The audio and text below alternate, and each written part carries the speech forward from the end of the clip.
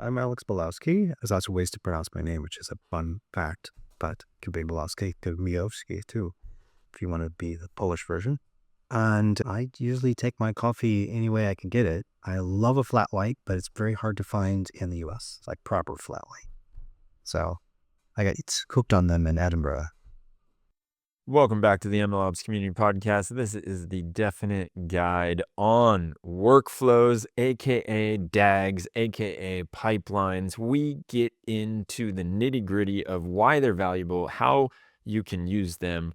We're talking workflows within workflows, workflows that are dependent on other workflows. It's just a constant deep dive on what they are, why they're useful, and how you can best take advantage of them.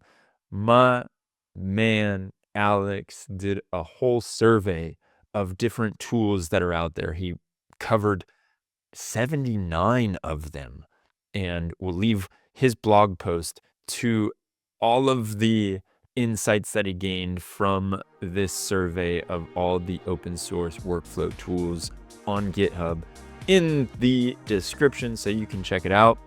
Let's get into the conversation with Alex.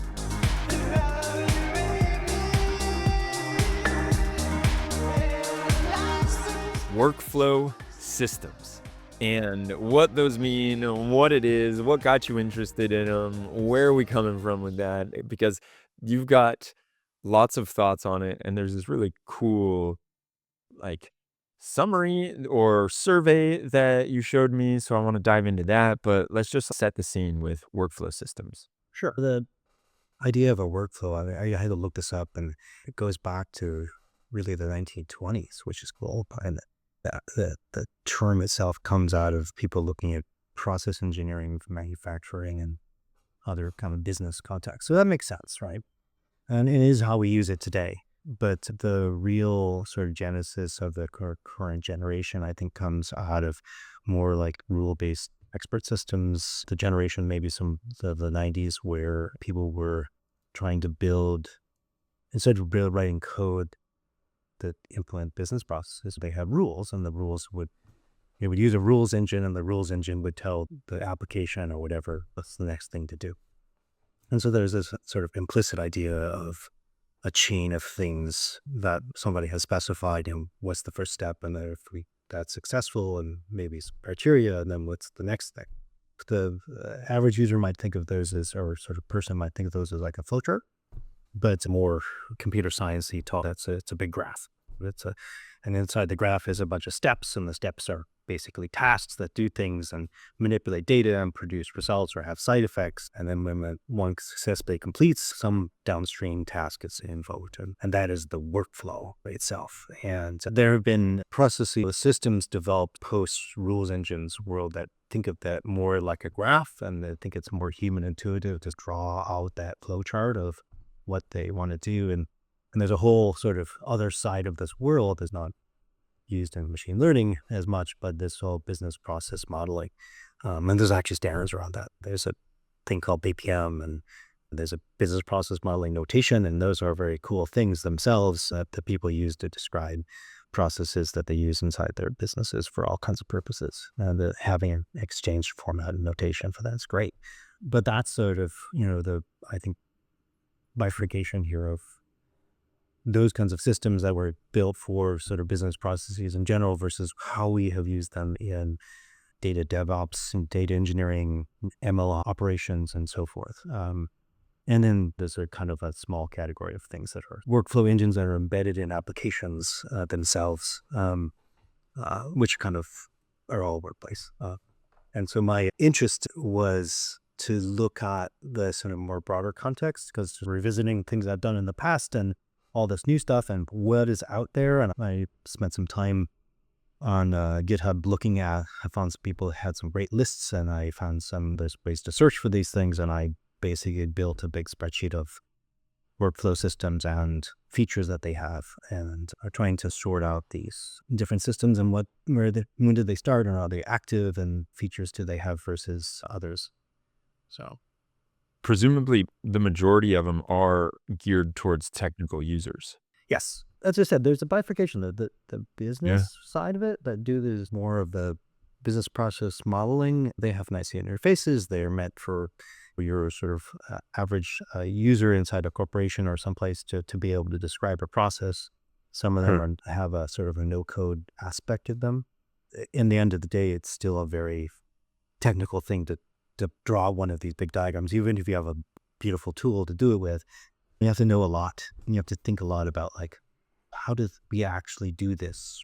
Yeah. And then sometimes they're replacing or modeling things that are done by humans. And I have a whole story about that from the last company I was working at with scientists, by and how I was trying to, we were actually use this BPN notation just to help them like draw us a picture. And I needed a standard way to draw a picture of what they were doing. And so that business process modeling notation in the scientific context was actually a useful tool, Mhm. right? It is funny that you talk about how we can represent it as graphs, because I've heard this before in this last year when we had the AI quality conference. One of the speakers, who actually is one of the creators of Docker, Solomon, he talked about how everything is a graph. And then my friend that was sitting next to me, David, he said, wow, I never thought about that. It's, yeah, everything's a DAG.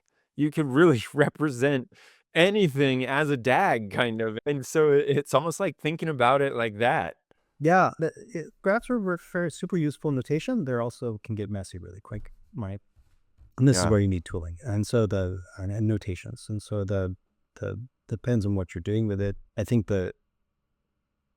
what I found interesting, and we stumbled on this BPN, and I had not been following that area for a while, but we were struggling with how do we draw a picture of these process engineering flows, because we want to automate this. We have machine learning, we have robots, we have humans, right? And they're all part of this process. And we have different interactions there. And when a person does something in the lab and they literally have a plate with wells in it and inoculants and stuff in it, and they're putting it inside a lipid handler robot, or they're putting it inside an incubator robot, we need to know what that task that the human did before the robot is told to do their task, before the machine learning is told to, with the post data to do its thing. And so that modeling of that whole process let us build tools and user interfaces to make the lab more efficient. And that's one of my sort of takeaways is from that experience was that there's what we do in MLOps for like just the technical part that we're concerned about. And then there's how it's used in the bigger organization. And that's also a workflow. And so it's like workflows inside workflows. And, where you slice it is important to how the sort of result that you're trying to get. So in this case, we're trying to make the processes that the lab used more efficient to get more throughput to the lab, as well as to get all of the interesting results from the computational side of it. And so writing that workflow down as a whole thing with all the technical bits in there too, so everybody understood all the parts, was a challenge, right? So having a notation was first, like, how do we communicate this? How do I get literally a drawing? It doesn't have to turn into code, but just a drawing that everybody says, yes, that's what we do, right? Yeah, and from all sides, right? And even if their eyes glaze over for a part of it, that's not their thing. We all have a consensus and we're building around the same thing. So that we stumbled across this mostly because there was a really cool web-based tool out there from a company called Comandas, but they have an open source thing. It runs in the browser, and you can drag and drop things and build the whole workflow, and then it spits out an artifact Oh, of nice. this BPNN notation file format. So theoretically, down the road, you could do something with that. In our case, it was simply just a diagram that we could use as a communication piece as part of our sort of internal technical documentation. But it was a good starting point for that. Just drawing a picture of what are we implementing with our workflow systems. You talk about the way that you slice it and being able to look at the workflows almost like from infinitely zoomed out to infinitely zoomed in, and all of the different layers of workflows involved in each time that you're zooming in. Right. And then where one workflow starts and one stops, and who owns which workflow, and then you're getting into technical workflows versus non-technical workflows. And do you have any experiences on what is useful in that regard, like how to slice and dice these? Yeah, I think one of the things is to maybe not try to think of it as there's the one workflow. So I think on the outside, there's the process of your business, whatever it might be. So if you're a very in silico technical kind of organization, like you have a digital product, right, and you're using machine learning, there's the aspects of the tech internal piece of how that model does inference or is trained or is evaluated. And that's a very technical workflow. That's something that a small team, sorry, somewhere in your organization really understands well. And then it's a black box. And it's a black box in a larger workflow that is how your organization uses that, how they make decisions around it. So train a new model, the output of that whole process might be not just the model, but how good is it at a particular task. Somebody has to make a decision about what they do with that. Decision could be automated. If it passes certain criteria, we put it into some kind of production track. It might not be. There might be a human who has to go in there and make a decision and start the ball rolling. That's part of a bigger process, and that's sort of a business process workflow. And so I think there's opportunities here to have a layered model where you can be using different technologies, different workflow systems, right? But still they're interacting because one is using the other. And in the case of my last company, the auto workflow of what is the scientist labs doing versus the technical bits of each tool that they're using. That was just a paper discussion, right? It's a diagram. It's a part of a documentation. It's so that we all understand what we're doing. But maybe the ultimate goal is that it's executed by some system. But that's a long-term goal versus the short-term goal, which is, so now if you dig into the boxes in this thing, how do we accomplish that task? Maybe there's a big procedure. It's a wet lab thing. Maybe it's a robot. Maybe it's a whole machine learning workflow that runs a bunch of code and manipulates a bunch of data. But so you can draw the workflow out and you can execute it and you can have a system that actually implements it. And I think those are useful architectural sort of ways to decompose the problem.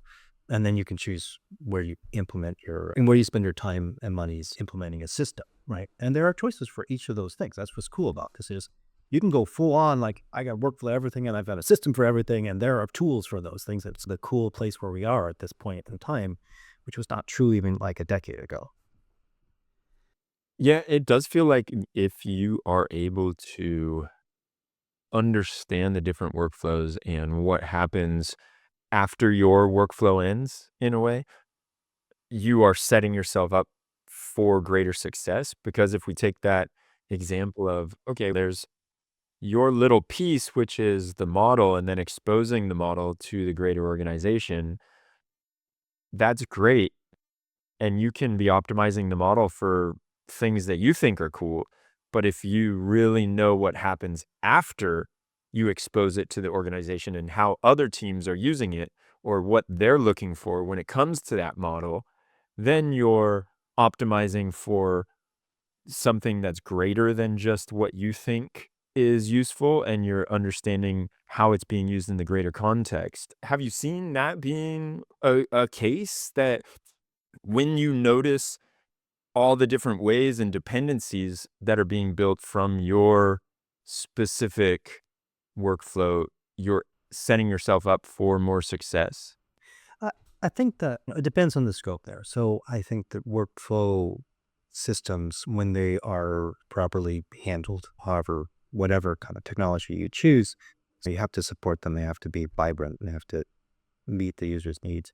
So like in Stitchfix, when I was there was 140 data scientists running stuff for the organization. Some of these things were the sort of backhouse types of things. Some of these things were more daily things that happened that populated their systems internally, and they were really critical. And some of them were research work and so forth. And so all over the place. The ability to describe the steps of things and interact with it was airflow underneath, but they didn't actually interact with the airflow. They had a DSL that let them, it's a term we should define, the domain specific language. But they have a way to describe the workflow in a DSL, and then they could you'd give it over to the system and it would run it through by underneath with Airflow. And then they had a way to execute the tasks on their big sort of batch system. All that complexity was hidden from those 140 users. So they didn't have to become experts in that technology. And it did lots of good things for them, like the task executor auto-learned stuff like, oh, your task needs more memory, so we're going to retry it with more memory because it ran out of memory. And it learned Nice. the right parameters for the user. So again, they didn't have to be experts on deployment. You can do lots of cool things with workflow systems and you can, so that gives you that they're more productive, right? They are less frustrated until the system breaks and then they're frustrated with it. But happy users are silent like this person to some Yeah. extent. So I think that I've seen that kind of success. What I haven't seen yet, and maybe somebody have to tell me I'm wrong, I haven't seen the jump silos, right? So that's a data science organization inside a big company. The tool is used internal to that part of the organization, but you don't see nesting of workflows as much where you see, and this is now part of a bigger workflow. I think those processes are more bespoke in terms of if the data that's used by the output of the machine learning workflow, the model that was updated is used by some other system by some other connection that is specific to how we deploy that thing. And the idea of a workflow using a workflow, but they're different parts of the organization using workflow systems. I haven't seen that sort of in real life. I'd like to see it. I think that's a vision. Yeah. That we describe our organizations as process, like I like to think of it as process engineering, right? And we can take that down. But there's a term I'm borrowing from like manufacturing, where Yeah.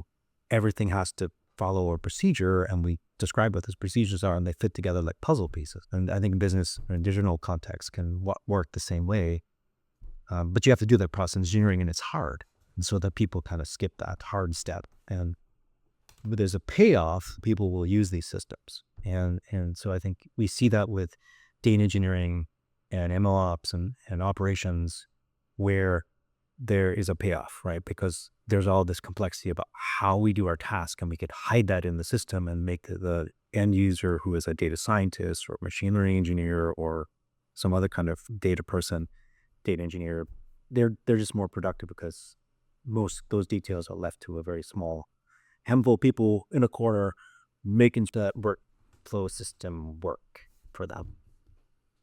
Why do you think it is hard, you mentioned, to do this process engineering? Is it just because it's time consuming and cumbersome and there's a lot of friction there to describe the systems and explain the processes?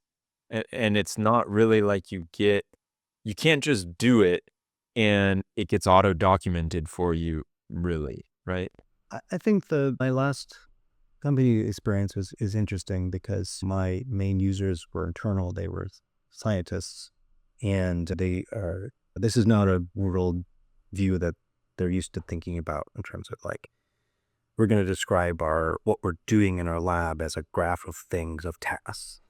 And they're really writing like procedures, operating procedures. And it's a big document with hierarchies of things, and next you do whatever, and next you talk to this machine and set up these protocols. And so the idea of looking at it as a graph of tasks and how they interact, how you interact with that, and annotating it with, here's the data that I need, here's the pre-steps that have to happen before I can start this task, here's the controls I have, here's the failures that could happen in this situation. That level of detail, they're just not used to writing out. And you can understand that because that's not usually it's not useful to them in their day, because they know how to handle those situations, and they're familiar with the equipment, they're familiar with the work that they're doing. It's what they've been trained to do. That's what they've been doing in their career. But it doesn't, when you try to scale, and this is where the problem comes in, when you try to scale it, you try to understand more about the metrics of it, the data artifacts, the other things you might be able to get on the system, then you need that process engineering to understand that. If I'm going to automate something, you have to be able to draw me a picture of what you do and tell me all the facets of it. And so that's just a hard conversation to have. And so I had varied success when I did that with these. Some people really pushed back hard. They're like, I don't know why would I have to do this? Here's the thing I'm doing. Here's the procedure I have that works fine for us. And others were like, sounds interesting. The diagram looks interesting. but I don't quite understand it. And then when they engage on it at different points in time, they all of a sudden they're like, oh, okay, I can see some value in this as maybe as a way to document what we're doing in a different way. And that's a great opener, right? If you see value in drawing the picture and I can take the picture or one of these tools and do something with it, actually build a system, that's great. And so I had that sort of cool, like, range of responses for people. So I think that is the challenge. An organization has to be able to attach some kind of a value to it. What are we getting out of them? What's the ROI of doing all of this process engineering? And so that's why people are like manufacturing things. Makes total sense that they do this kind of engineering because they have the efficiency, quality, measuring stuff. That's all about manufacturing. But things are much more, I wouldn't call them boutique, but that's probably not the right term. But basically when they're highly trained people and they're building these things, they're running a lab, they're running the business side of your organization, that sort of technical benefit, and you're asking them to speak this weird language, man, where's the benefit of that? And so you have to lead them with like, and so I always like to build demos, right? Or prototypes, or find some exemplar that's going to give them like the why of why would I do this, which is where we started with my last company and others. So like, you've got to build something that's got a captivated value somebody can see, and then there's an institutional investment and going beyond that. Yeah, I noticed it with just this podcast, for example. I had a friend tell me really early on, you're spending too much time on that podcast. Why? What is your favorite part about it? What do you like doing? And then let's figure out how we can automate the parts or get someone else to do the parts that you don't like doing, because there is a lot of intense things that you get from creating podcasts. And like you said, like I was doing one a week and feeling overwhelmed because there's so much that goes into it. I was dropping the ball on a lot of stuff. So I recognized that Sounds like you early need a on. workflow system. Well, I did. So I was lucky enough because my friend told me, hey, sit down with my buddy. He's really good at this type of thing and recognizing where you plug in and where you don't need to plug in. And so I sat down with a guy and he just said, so what do you do first? I say, I find the guest. And then what do you do once you find the guest? I ask if they want to come on. Okay. And then what do you do? And we just went through that. And what if the guest says no? Or what if the guest says this? And 3 weeks later, I had a very in-depth flow chart, and Right. it helped me so much because it was the blueprint. And so I'm wondering, have you seen any trends in the ML world, taking a bit of a left turn or what are the most interesting trends that you've seen in workflows for machine learning?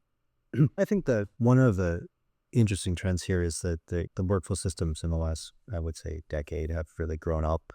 And it is not 10 years ago, it was more of a niche thing. Like, why would we do this thing? It's weird. I can just write all the code, or I'll write a bash script. Now it's much more common practice that, oh, you've gotten to this point from building whatever your prototype is to you need to have a workflow system. Here's your choices of systems out there that people are using. And there are older ones like Airflow, and there are newer ones like Metaflow, everything in between. Yeah. And so and then you pick your technologies and things. And so I think that sort of change to, this is not a hard decision. Like, you have to convince people. And no, it's like yes, people use workflow systems to train, to do inference, to do all kinds of tasks for them. And you should have one. Right. And what's your deployment infrastructure? If you're using Kubernetes, there's all kinds of choices of other things. There's ones that do it more like a service orchestration. And you pick your sort of amongst a menu of things, and there are SaaS services and there are things that you deploy. So I think that's the great thing, is that we've moved from it's maybe a hard sell in a corner to this is just standard practice. And I think there are a handful of companies that are doing this as a business, which is great. There's a lot of open source here, a lot of even the ones that have a SaaS system, but the core technology is open source, which is what I did. That's why I went to GitHub. It was easy to find a long history of these things over the last actually couple decades of people building these systems. Some of them done active, and some of them have gone stale and are no longer active projects. But they do, like, they're in different categories. So there's the whole business process stuff, which we've been talking about a lot about the high level.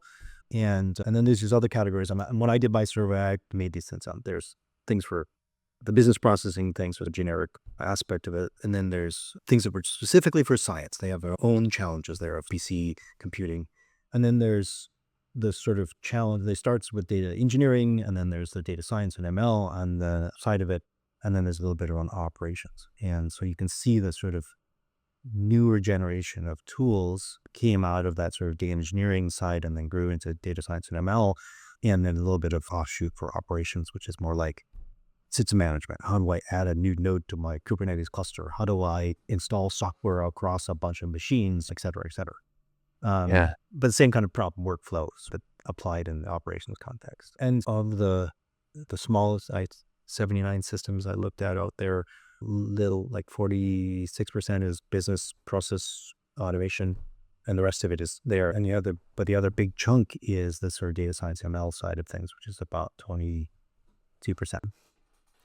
And so that's a trend, right? Of like these systems are growing and they're active, and it's not like we're not using the business process stuff. That is a whole healthy world, right? And they are growing as well.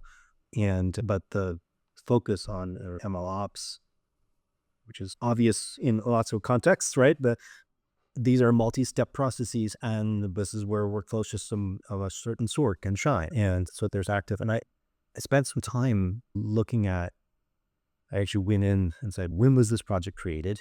And making sure, is it still active? And those are two dimensions. So, because some things are personal hobbies, some things are products that kind of came in and maybe somebody abandoned it, the company went out of business or something. There's lots of reasons why things stop getting developed. I guess we're usurped by a new thing. And if you look at that, the business process stuff is like the oldest repos out there you can find of various products. It goes back to almost like 2005, 2006, somewhere in there. And there's still actively new projects being created, new things up until sometime in the last year. So people are still innovating and building new things in the business side of things. Same thing is, but go look at data science ML, it's more like 2015, and then from there, and so actively till through last year. And it shifts back a little bit for data engineering. Science has had its heyday from like really? 2000s to the 2015. There's lots of reasons for that. They're still actively being used, but they saw the ones that solve a very specific, this is my take, like very specific HPC problem, like I am doing some massive model, they're still in use, right? And whereas the things that are more like machine learning, data science, data engineering, they have new choices, right? They don't have to use these other systems. And I think there's a bifurcation there of use cases. So it's interesting to see that there are different trends here, but they're also in these different sort of columns of use, right? It's fascinating that you break down like the data engineering, so besides the business side of the house, but if we're looking at the technical stuff, I can probably rattle off 3 or 4 data engineering E1s when it comes to the most popular. You've got Airflow that's proliferated everything, and most people are using that. Whether or not they like using it is another story, because it's been around the longest and it's had the most adoption. And then you have the Mages or the DAGs. I think it's Dagster, and the prefix out there that are attacking it in different ways, and almost like the data engineering workflow 2.0 type of thing, I would say, because they're a bit more new and they're taking a different approach to things. And then in the ML world, you have the ZenMLs and the Metaflows, like you said, and even Flight, I think, is another one that Yeah. is in there. And those are all fascinating because they're going after the ML specific type of use cases. And then the DevOps world, you've got like your Argos, and maybe you could consider Kubeflow in that world. That kind of plays in the ML world, DevOps world. So when I was surveying I had a whole column, and it's just a spreadsheet. I was like yes, knowing and trying to put categories and things, but I had a whole column about machine learning AI. And one of the most challenging, because I'm looking at the documentation and looking at the code and the repos, everybody is which is an active project, is adding MLAI to their documentation as we do this, right? And so I mark those people as neutral. Uh, And then when I found actual evidence of we have tasks for it, we have examples, here's a workflow that does whatever, and that shows that you can actually do it, then I mark it as a yes. And I think there's a nuance here, which is that any of these any of these workflow systems that have some kind of a model of a task executor, a lot of the Airflow is included in this, they can do advanced machine learning workflows just fine. yeah. And because that task executor could be some complicated thing running on Kubernetes. It could be some other system that you're interacting with. It could be an inference endpoint that you're using at some inference provider like Base 10. Those they all have that capability. But I think the challenge here is, and that's true for the people who have business or historically also say of an older product was more mature, and now they're saying, hey, we can do machine learning AI. It's probably true there as well. It's this question of how easy is it for the practitioner to use, right? To actually do that. Do they, even though they said it, do I have to do all the heavy lifting to make it happen? Or do you have infrastructure for me?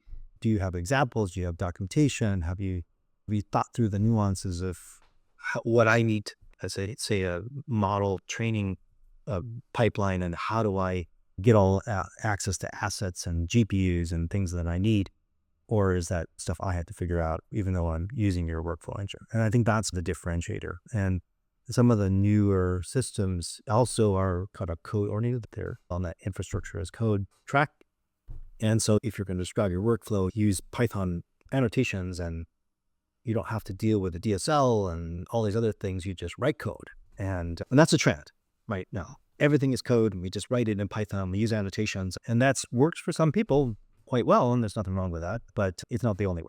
And so older systems like Airflow, you know, there's also a differentiator there that the DAG is stored in a database, right? And so there's not necessarily a representation of it other than to talk to the system.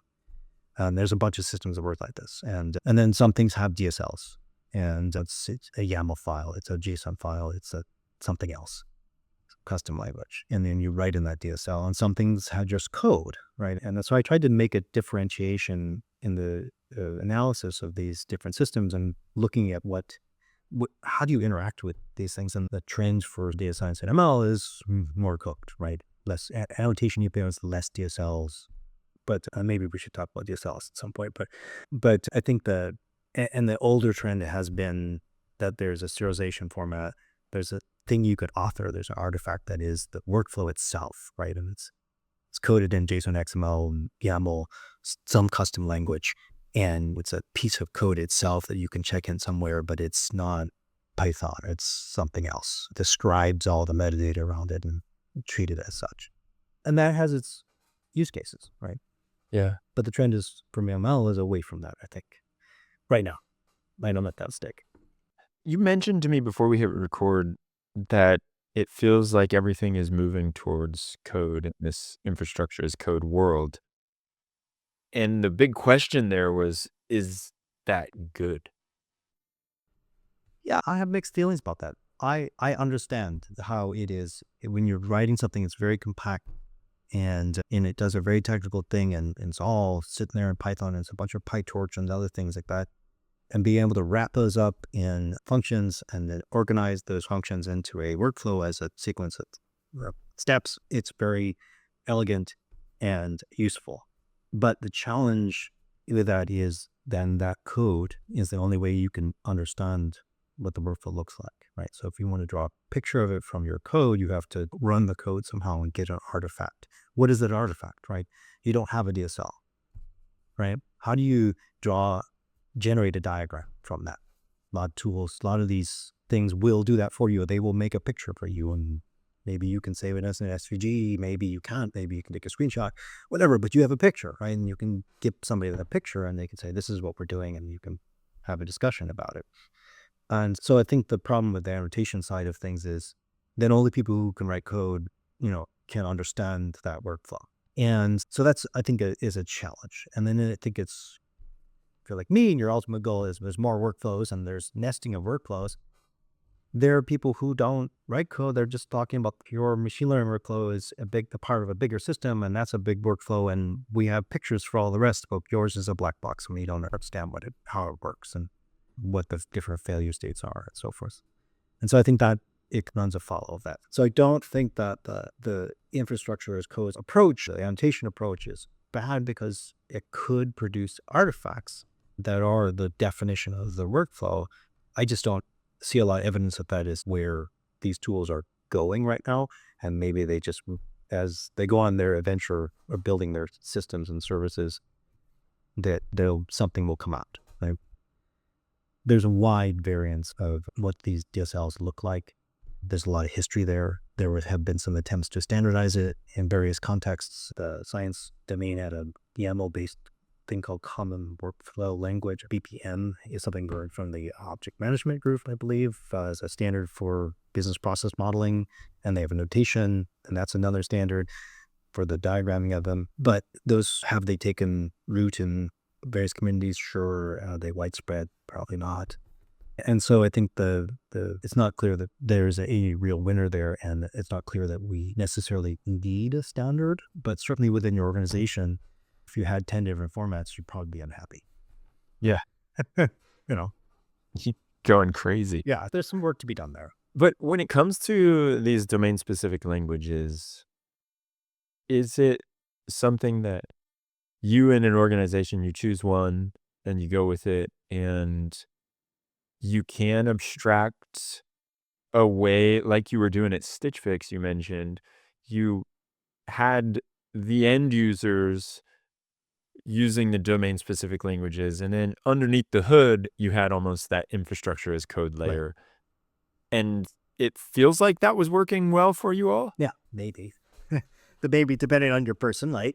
It was working well to keep the system's longevity, right? So that as we change how those tasks were interpreted by the system, right, as technology changes, the workflow is just metadata about what we would like to see happen and how they're chained together. So I think there's a value in that, but I think that there is definitely some pushback that comes with that as well, because it's another thing, another artifact. It's external to your code. There can be mismatches. So there's lots of challenges there too. And so I think it really depends on the particular user that you are interacting with. What's nice about most of these things, there's a high prevalence of people coding these things in YAML. You could like it or not. I don't find YAML a problem, but a lot of people don't like it. It's okay. But the structure is pretty much the same. So there's a list of steps, and the step has a bunch of metadata, and they all have names, and they point to each other in some mechanism. And so having that kind of common format lets you take a workflow from system A and a workflow from different system B. And if they're both in YAML, you can think about how you would represent those as there are artifacts that you can check into source control. You could generate diagrams from them. Maybe there's a tool and system for that. So I think having DSL has benefits like that, where it's just something you can parse, and you don't have to run code, because that requires infrastructure, that requires an environment set up. You can just parse it and understand what are the steps in that thing. And then that's when people jump off and be like, oh, we should have a standard. But standards are hard, right? Yeah. Getting people to agree, they take a very long time. I'm not saying that won't happen. It's not something I see happening right now. But maybe there'll be a need for it in the future. Right? And then there's the whole custom side, right? That's another thing. Like, people have created their own little languages, declarative languages for describing these things. That is definitely on the downside. I don't think that people are doing that so much anymore. It's like that trend is fading. There's a reason why they do it. You can make a nicer thing, right? But then you have the problem of to learn your syntax and semantics, and maybe that's more trouble than it's worth at this point. Well, especially onboarding new folks, right? And everybody's got to go through that, and so you're now creating just a more cumbersome process to get someone up to speed. Yeah, and these things everybody likes to use the term DAG, which I don't always, because not everything's a DAG, right? The Oh, acyclic part. Their workflows have loops, right? And so interesting. they're graphs, right, in general. And sometimes they're forests. And since that there could be workflows that have two different independent pieces, there's lots of complex things out there. Those are the edge cases, right? Even things that have loops are the edge cases. So the DAG term is a simplification, computer science wise, to make it nice to execute. But it's still, even with a DAG, you can have meets and joins, right? So you can have a little sort of loop in your thing, and you got to cut that somewhere. If you're writing it in YAML, JSON, whatever, you've got to cut it, and you've got to have, and how you make those choices maybe is easier or less easy as the thing gets more complex. And that's where you need tools in the end of the day. Or if you just have thousands of different DAGs or workflows in the organization. I've heard so many stories of folks who are like, yeah, we started as a startup and then we had success and Right. the Airflow DAGs just kept growing and nobody really went back and Right. sorted those out. And so you have that sprawl. Yeah, I looked at, when I was at Stitchfix, we had the Airflow way underneath there. We had the system with the DSL, so I could pull all of the workflows from thousands that we had and look through them. And what was I found interesting is that there were some oddballs in there, like that did all kinds of crazy stuff, but most of them are a straight chain of steps, right? Well, A, B, C, chain together, right? That's most of what people are doing. And it's not a surprise. So all this, it's a DAG, it has loops, or it's not a DAG. Most people's, like the 90% case, is probably a straight through chain of things. That numbers, I guess. But it is what I found overwhelmingly the majority, way higher than 50% of what, and this was an organization that had been doing this for a while, was these straight through chains. And it makes sense. There's some kind of preparation stages of what you're doing, and then there's the main event. You're training a model, you're doing inference, you're upserting into a database, and then there's some cleanup maybe at the end. Yeah. And that's like most people's workflows. And that's, I think, how these ML data engineering workflows differ from the business process workflows, right? Business process workflows aren't a straight through chain, right? There's decisions being made about, did we answer this customer's question? If that system fails, we go over here to do something else. If there's a transaction, when we've done the transaction goes through, the order gets made. If it doesn't go through, there's some other process, right? And so they think those business process workflows, they have much more complexity in them. They have a lot of branching and conditionals, and they have a lot of side effects. Like, if we succeed here, we're going to notify another system. We're going to send a message to the customer or something else like that. So they have all these side effects that happen along the way that are just not a thing as much although you can imagine them, they're just not in practice as much in MLOps. And so that's how these systems are different, and that's why they're different products for them. It makes sense. I'm just thinking what you get with your favorite DAG tool is a Slack message. Right. In fact, like Which are one, useful, right? yeah, exactly. But it's not like what you're talking about with the super complex logic or loops happening or then spitting out into another subset of a workflow. Then it is fascinating to think about what I would like. I can't believe it took us whatever 40 minutes, 45 minutes to get into this part of the workflow engines, but I have to ask about agents and what your take on them are as almost like workflow engines and workflows in general. And also, I will preface this by saying we had Igor on here a few weeks ago, and he was talking about how agents should be seen, or even LLM calls should just be seen as another step in a DAG. Oh, we're taking messy data and making it neat and tabular. And that's one of the steps of the DAG. But with agents, I've seen so many different examples of folks who have tried to explain the agents or have the agents work as DAGs where they just make up the graph on the fly. Yeah. And you now are dealing with this workflow that was created by an agent. There are some companies out there in the mix that I looked at who are specifically focused on agentic systems. Hmm. I put them in the category of sort of the business process because their tools look exactly like that. And they're a little more generic in the sense that I would think of them supporting more like your chatbot type of interface where you're talking to your favorite airline and things are happening. And when you say, yeah, I'd like to buy that ticket, or I have this problem with my luggage, you know, it interacts with a bunch of stuff and comes back to the agent interface, right? And that's a workflow that they have to manage and it's automated in some capacity. And so there's people who are building products for that kind of workflow. And I found them amongst the things that I was surveying. I think the sort of interesting side that's not that is this kind of challenge of the LLM based sort of agent system where you have some inference that's happening there. And then there's a consequence. It's put something out there that is either code-ish or it's something that's coming back to the user.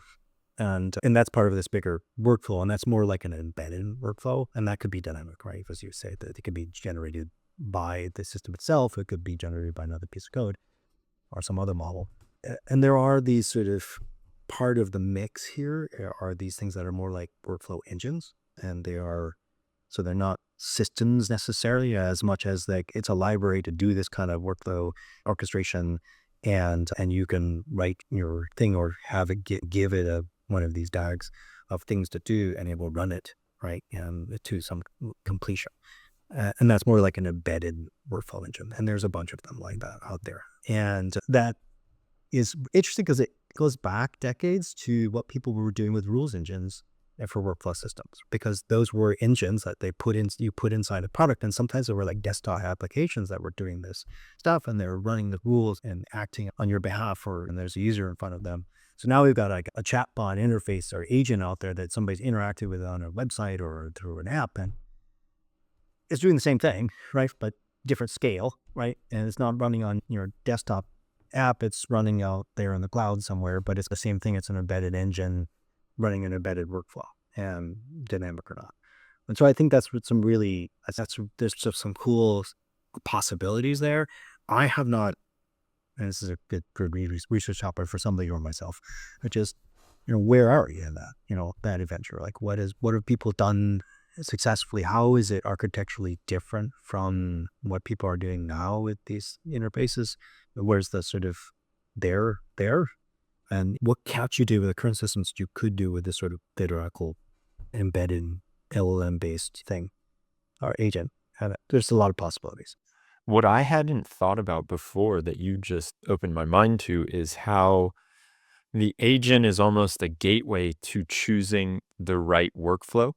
So we talk a lot about agents being able to choose tools or have access to tools. And most people think, okay, now it can scrape the web or it can have access to my database. But the thing that you just said is, yeah, one of the tools might be that it kicks off a workflow. And so then you don't have to worry about the agent spawning a workflow every time. And then maybe it spawns the wrong workflow or the workflow isn't exactly like what you need to happen. So the agent just has to choose between what workflow it needs to use. And that is very much like going back 20 years, but now we have a little bit looser way of having the end user interact with the agents or the if that then this Right. statement. Yeah. That's kind of the interesting juncture that we're at, where a lot of the, large language models and we have agent systems. And so we've taken them apart in workflow systems. So we have these kind of pieces that are much more advanced than they were back. And then they're not all in one system, just pointed in one direction. And so we can take these puzzle pieces, put them together, they're like Legos, and make different things out of them. And since the technology is more advanced, we can do some really amazing stuff with it. And I think that's a nice juncture where we're at. I was surprised going through the list of projects, how many there were that were still active in all of the categories that I had. And that's 79 is not a huge number. There's a lot of noise out there, but there's a lot of just people are actively developing these things and maintaining them. They're using them for things, and they're in a variety of contexts. And so I think that maybe not what you hear out there right now in terms of the buzz in the industry, that this is a very healthy, vibrant area of work that people are doing. They're using it for stuff, obviously, because these projects are active, and some of them are niche and in a corner, and some of them are commercial products and that people are selling, and everything in between. And so I think that's good for users out there because they can find the thing that matches it. The only challenge is that there's a little bit of tyranny of choice, right?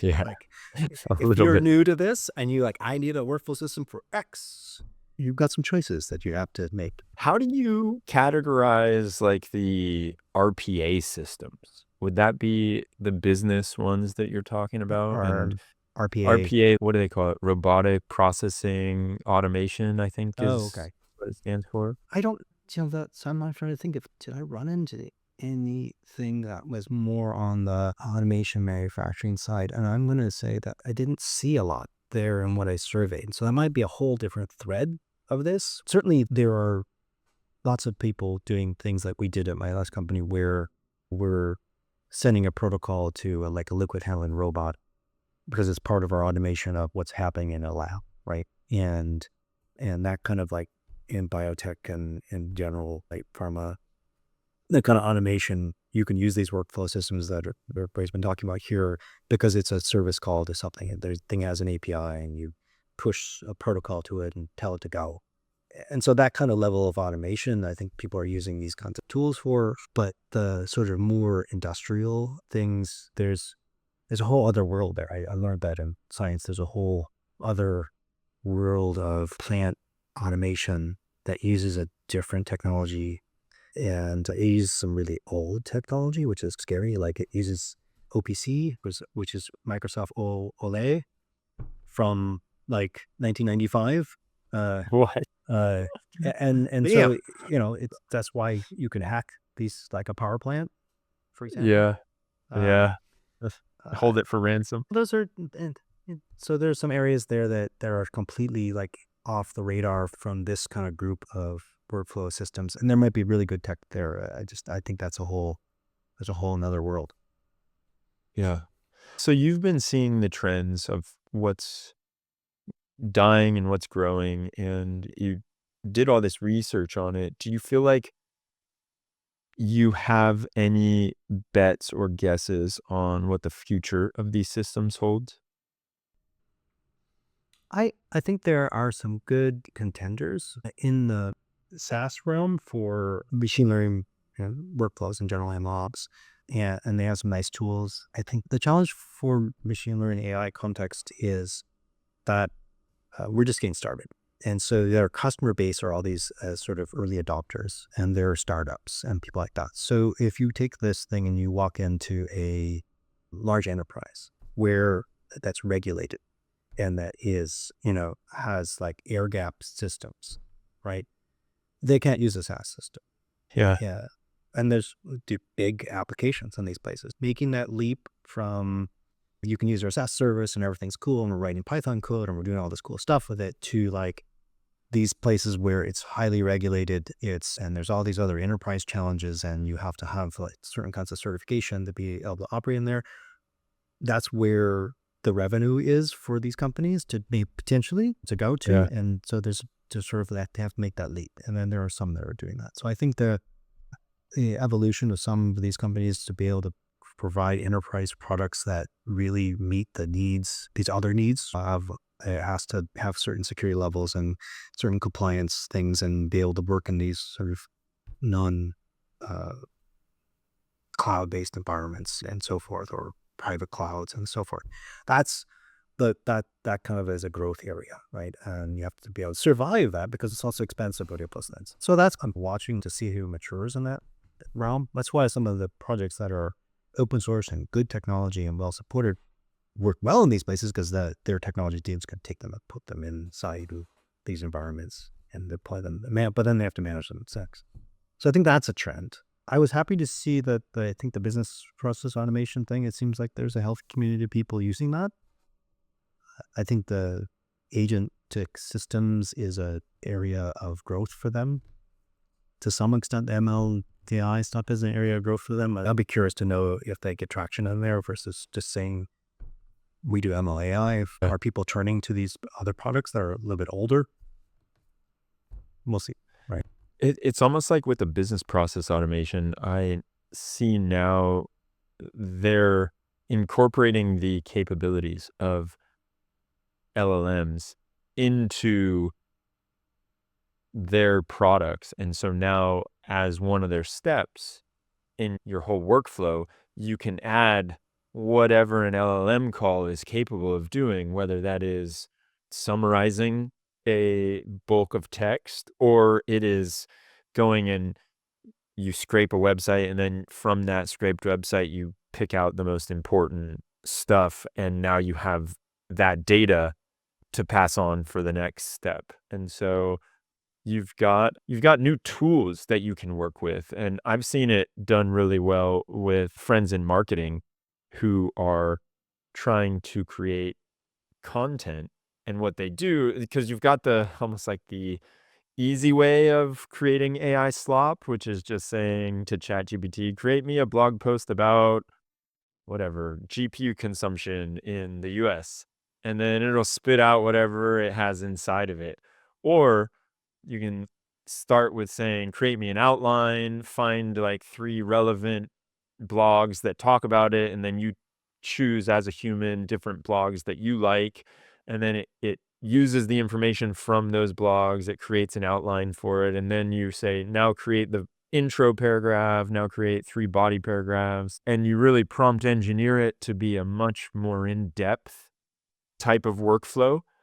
And the tools are now giving you those capabilities by default because you have the LLM calls. Right. I think one interesting possible evolution here would be that you have engineering teams, which are often very expensive, taking things like generative AI technology in general, LLMs, and they're doing various things in the quality checks and so like that. Does this thing pass our tests? Is it the risk assessment test to make sure that it's not going to do something bad, spit out bad results, the guardrails and all this stuff. And so you imagine that there's these more technical workflows that they can take a new model, run it through its paces and say, this is good, this is not good, or there's some score, maybe how it's not a black and white type of thing. It's a score of how well does it do in these different dimensions. But as there's more to do and there's more uses of these technologies, you can imagine that there's a higher level user there that's not on the technical team who this is their product. And there's a new model or there's a fix, or there's a better model where it doesn't do the bad thing because they tested the new version of it. And there's a workflow for accepting that and rolling it out to their organization or in their application. If that always has to be a technical engineering problem, that's expensive. And so I can imagine that part of the way that people use workflow systems is that kind of multi-layered thing where there's technical workflows. They use very specific technology that's geared towards the task at hand, training a model, evaluating it, producing these risk scores. And then there's the business level workflow. It's saying, how do I take that model and get it into my application, roll it out to my users, get it into production? And there's a gatekeeper, and this is where human in the loop, which we haven't really talked about, but there's a human in the loop step there where it's this, do I want to do this? Because there's a business decision to roll this thing out. And when you codify that as a workflow, and that one way it gets out the door is that somebody goes and does that human in the loop step of saying, yes, there's a human decision maker. It's not just a technical team somewhere who, if they do the right thing in their DevOps, thing, it goes out the door. It's maybe they no longer have that ability. It's only done through the workflow system. And then there's a human who makes that decision, and it's traceable in your organization. And it maybe is less prone to mistakes, accidentally rolling out the wrong model or a model that doesn't pass your tests. And so that kind of like level of control and then bringing it out of the engineering organization and back into the hands of a product manager or a business user of some sort, I think that's going to make the thing cost less. You're going to get better results in terms of quality. That's where a workflow system of different layers of them can be super helpful. I would love to see that kind of like thing. These kind of things already exist, but they're run by technical teams, right? They're using the same tool to do their DevOps, their operations, right? And so the tools are all there, but I think that business process automation side of it is not as much. It's because again, those people are usually like, yes, engineering team, roll out the new version. And it's a Slack message to a Yeah. person. And then a person Yeah. goes and does a task. It And looks good to me. yeah, and that's where we are. I think the challenge with LLMs is they're squishy, right? And somebody needs to look at these risk scores, and there's new benchmarks and cool things coming out from that side, and then they make a decision about, is this risk acceptable, right? To roll this new version of whatever model we're using from whatever provider. And we've done our tests. We have our evaluations, and now I have to make a decision. My job as the product manager, as the whomever, just to roll this thing out. And you don't want to skip that, and you want to record it, and you want to just so that we have understand how did this thing get out, and then want to change your process or change that workflow to deal with whatever issues your organization might have in terms of their use of these AI technologies, right? Yeah, It's and another guardrail, in but the it's like a business guardrail. 100%.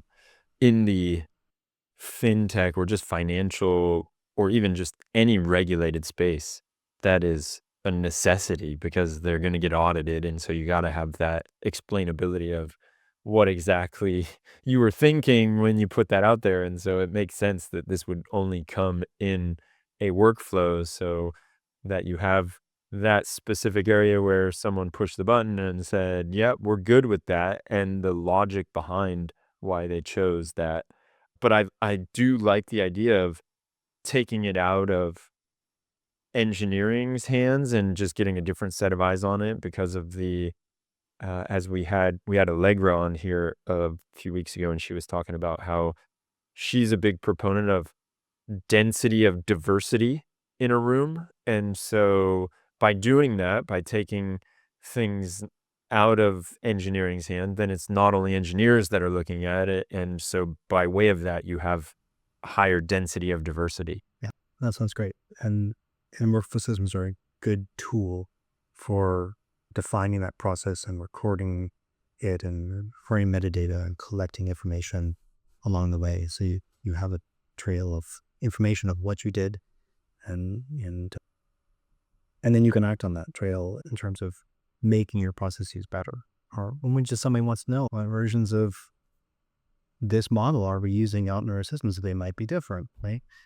You have that trail, right? And people are doing this again some other way. Maybe they have systems for this, but maybe they're not using these tools that are available, and they don't have to build a special system for it. They can just use a workflow system that exists out there, and that's so there's that sort of build by choice then too, right?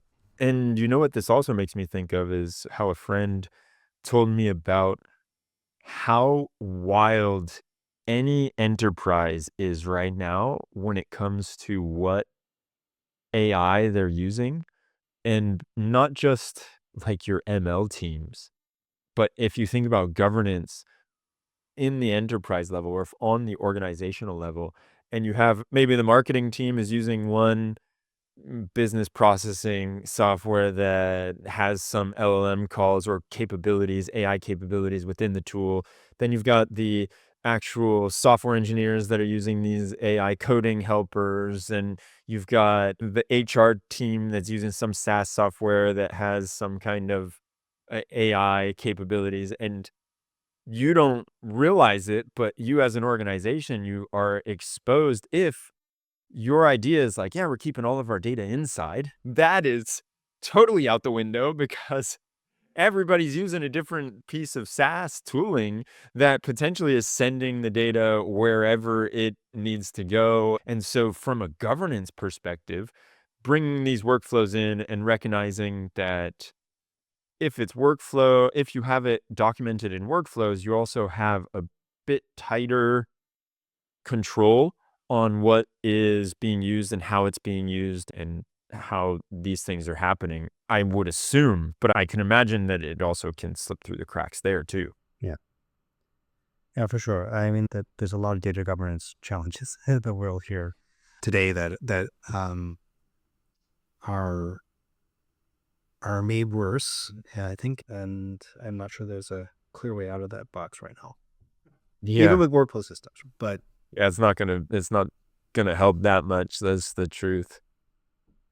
Man. But just, yeah, the data governance piece, I know I had a friend tell me that their company did an audit and they were expecting that folks were going to be using like 10 tools, the AI tools. And after they did the whole audit, and this is a relatively small startup, like 200 folks, mid-size is what you would call it. What they found is that there were over 92 tools that were being used that had AI capabilities or were AI tools. well, And they just were looking at each other thinking like, wow, this is wild. And there was a lot of repeat tools. So you have a lot of the same workflows, but maybe it's different parts of the organizations, different branches. Maybe you're paying for, even if you are okay doing the OpenAI Enterprise Edition, maybe one branch is paying for it, another branch is paying for individuals to be using it. And so all that governance is a mess. so that was a challenge in my last company because partially because I am not a molecular biologist, right? And so I don't know what is standard tooling and things and resources that they use online. And the way that we took that apart was this process engineering aspect, was having those discussions and drawing those pictures of what do you do on your day to do this task and what systems and like where do you get that result from? Oh, we go online and we take that DNA and we stick it into this tool and we run a blast search and then we do this other thing with this other site because they're good at this particular thing I'm really interested in. You're like, okay. And there's all these like touch points to different systems. And these were things that very unique isolate strains, stuff like that. So that data, that genome was our sort of bread and butter. You have this sort of challenge of if we take a little snippet of it, nobody knows where that came from. And so we're okay with that going out there, but there's a fine line, maybe a gray line there of like how much is too much. Just knowing those interactions, it all comes from doing this sort of, I think is the process narrative. If you can draw a picture like that flow chart, whatever, pick your favorite tool, and then, okay, what am I talking to?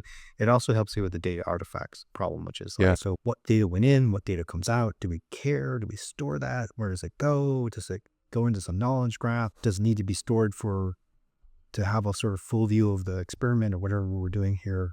If you're compliance, the industry, like maybe you need to record that because you're required to record those interactions. That like is essential to your business. People do this, but they don't necessarily do it in a uniform way. And so that's where these like, I was pushing on this, using this thing called BPMN. It just was a nice notation. Like it's a visual notation that people have considered all these problems. And so we don't have to make one up. We can just use it. There's tools for it. But that also means you can also say, okay, I'm going and talking to the SaaS service. What does that service do? And then you can, decide whether you trust Yeah. them What and data are you giving it? right, can What's it your use it? end goal? Right. Yeah. How are you trying to use it? Because maybe we already have another service that we're paying for and you're paying extra for that. I know that we had Maria on here probably 2 years ago now, and she did this with her company, Ahoyts, because they did not have any centralized ML platform. And so they just went to all the different teams and said, what are you using? How are you using it? And they recognized that they already had a lot of usage on Databricks. So they were like, I think we should probably standardize to Databricks so that it is cleaner. And just recognizing from talking to people and drawing it out, I really think there's so much value in that. But what you're saying is even more, it's like you're taking an etch and sketch and you're making a beautiful picture of what is happening at each step and what the goal is for each of these steps. And being able to have that, you then are so far ahead of the curve because you understand each person's tasks, what they're doing, how they're doing it, but you also understand how that fits into Right. different workflows, as you were saying, and not looking at it as one big workflow, but seeing all the different workflows and how they interact with each other. Because then you can ask all kinds of great questions. Is it worth automating this? Is it, do we need to be worried about this data leakage from this service that you're using? Is there a better provider for that? If we were to use some kind of new machine learning tech and generative AI or an LLM or whatever, some model, where does it provide the most value in this Yeah. process that we have, this big workflow? Yeah. And you can ask all these great questions and you can see what, and you can get samples of your data because now you've done that analysis. It might seem old school and hard to do, which is the challenge, right? I have this challenge of, this seems like a massive undertaking. Let's start simple. Let's start like a little piece of it, or maybe a really big block diagram with like big chunks of what we do on a daily basis. And then they're just black boxes and we need to dig into that when the time is right. But I think those kind of like different ways of making the problem smaller and more useful, you can be very strategic in where you start, but you get these sort of, I think it's probably a bigger challenge for bigger organizations. But I also think that smaller companies, you need to think about this because if you're going to use machine learning tech and in general, whether it's just inference or if it's like I'm building models like that, it's not just those ML engineering teams in a corner that need the workflow systems and the process engineering. It's everything around it as well. And so you can go bottom up, but that's a hard sell. You can go more top down in terms of like, where is this going to provide value in an organization? And what do we in our industry, whatever it is, need to be worried about? And you have that, again, like a picture is an amazing thing. And it's a way to communicate outside of those technical groups that are used to graphs, right? You know what I find the most difficult in these is when you update processes and updating them on all the documentation and then making sure that, okay, this is the newest way that we're doing things, even though maybe it's an experimentation for a few weeks before you really realize if it is a better way of doing it. And most of the time I'll update a process and it's on the fly. And then later, maybe you don't codify that as well. And so it's updated in one place, but not in another. And so that just is that the entropy of all of the stuff that's happening is really hard to wrangle. And it's like a workflow debt, I guess you could call it. Right. That's where if the workflow system is how you get things done and it can produce documentation and diagrams and things like that. And that's where you go to look up like, how are we actually doing this? That's one of the big sort of core benefits is there's no out of sync because it's how you do things. And the challenge when it fits into a bigger process that isn't automated, but I think it's a useful starting point to have those discussions. And I think it makes the technical task easier to do when, even if it's a documentation piece artifact that you're drawing this diagram, that you go back to the diagram and say, so explain your change that you want in terms of changing this diagram, right? And then you've started with the change to your description, your architecture, or whatever, the process, the workflow. And then you go off and build the thing. And then there's a kind of a reconciliation sometimes of the reality that I thought as I went to go build it is maybe not quite matching what we thought at the beginning. But that's part of the sort of doing an agile process. You should be coming back to that thing and revisiting it. And having a little bit of structure there and diligence helps. But you don't have to. It doesn't have to be overwhelming. But if everything was workflow, it would just all be up to date, right? That's an ideal version of this thing. It's not a reality, of course. It would be so much easier.